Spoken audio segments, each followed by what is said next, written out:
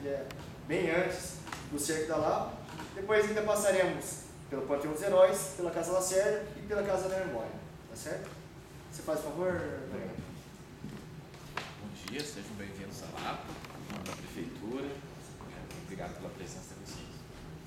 Bom, nós estamos visitando então esse teatro aqui, que é o nosso teatro, é a menina dos olhos do município da Lapa, nosso orgulho, porque esse teatro aqui ele foi construído numa época em que não haviam recursos públicos para isso, e foi construído pela própria população da Lapa. A Lapa ela teve 3 ciclos econômicos importantes e que deixaram a população com uma situação boa, condições boas de vida, que foi o ciclo da erva mate, o ciclo do tropeirismo, que foi o primeiro, e o ciclo da madeira. Esses 3 ciclos econômicos possibilitaram os pais mandar os filhos para o Rio de Janeiro, para a Europa estudar.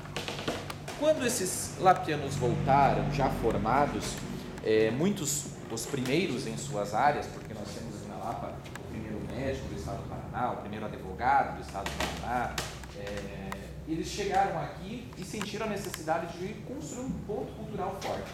Se reuniram, fundaram uma associação que chamava-se Associação Literária Lapiana.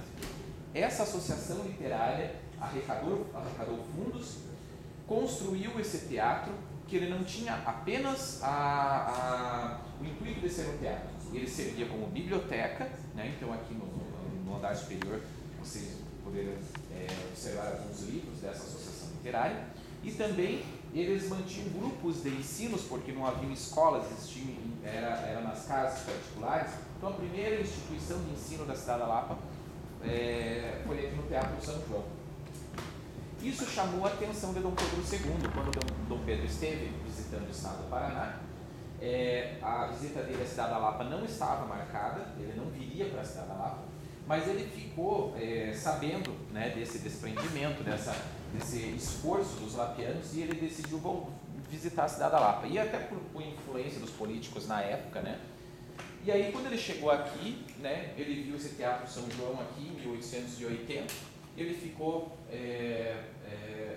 muito impressionado com aquilo e ele resolveu ajudar a cidade da Lapa. Ele doou uma quantia em dinheiro que mais tarde deu para auxiliar na construção da primeira escola, que hoje é o gabinete, que é o antigo gabinete da prefeitura, ele vai ser restaurado e vai ser a biblioteca municipal.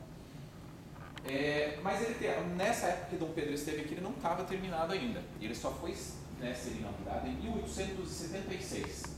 Aí eles trouxeram uma artista espanhola que fazia sucesso no mundo inteiro, o nome dela era Pepa Ruiz.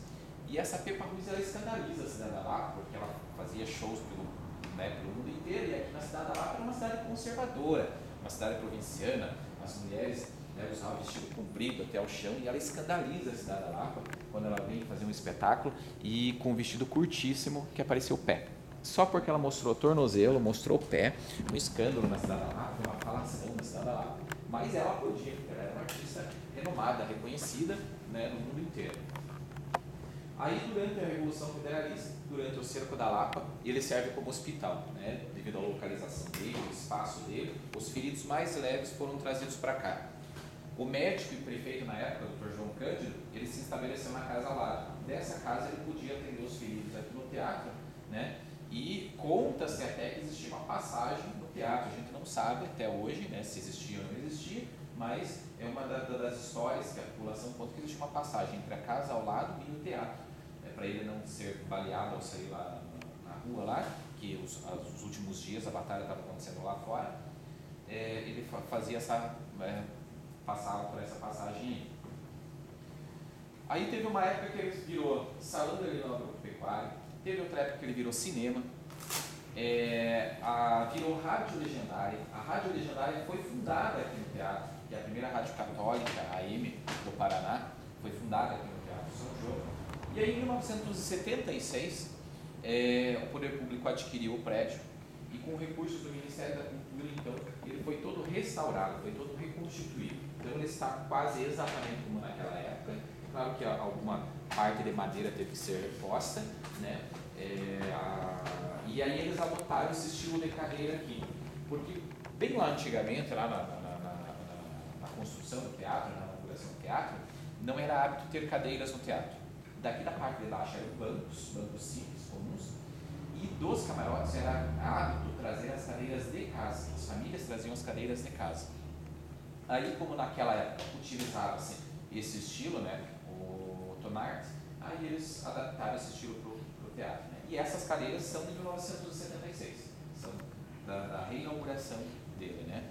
E apesar da idade dele, né, ser um dos teatros mais antigos do país, ele está em atividade, ele funciona normalmente, a gente tem espetáculos, é claro que a gente só tem que ter uma restrição, a gente já não lota ele totalmente, porque ele é antigo, né? A gente tem que ter todo um critério das peças que podem ser apresentadas, dos shows que podem se apresentar aqui, mas ele está em atividade ainda, ele funciona.